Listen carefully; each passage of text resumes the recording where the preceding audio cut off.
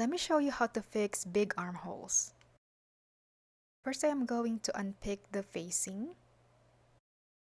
Then I will unpick the understitch. Next, I am going to open the seam where I need to take it in, which is at the princess seam.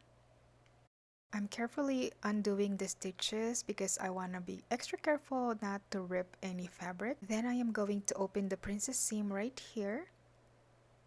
And I will do the same thing with the lining. Also, I tried on the dress and I know I needed to take about 5/8 of an inch.